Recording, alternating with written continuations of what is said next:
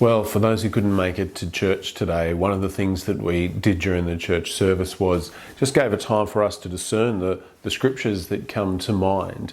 And I wonder at this time, what are the scriptures that bring you a source of hope?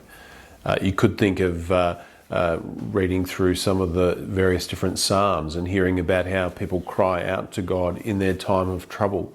You could think about some of the passages that teach us about the hope of Christ, that we have in Christ through the New Testament letters.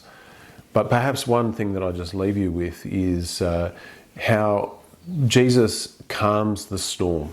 He doesn't take the disciples around the storm. In Matthew's Gospel, it's a setup of this story of the calming of the storm. And just prior to this passage, Jesus heals somebody of a fever, Peter's mother of a fever, and you can read this in Matthew 8.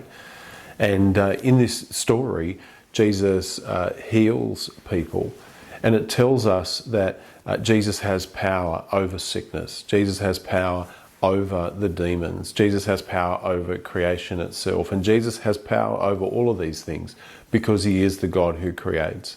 And that's who we put our hope and trust in.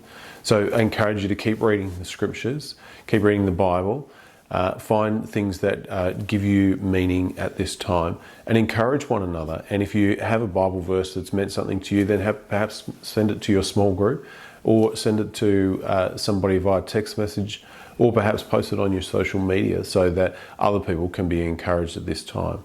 This is a time for us to rally around one another and support one another. And I hope that the scriptures are able to be a comfort to you at this time.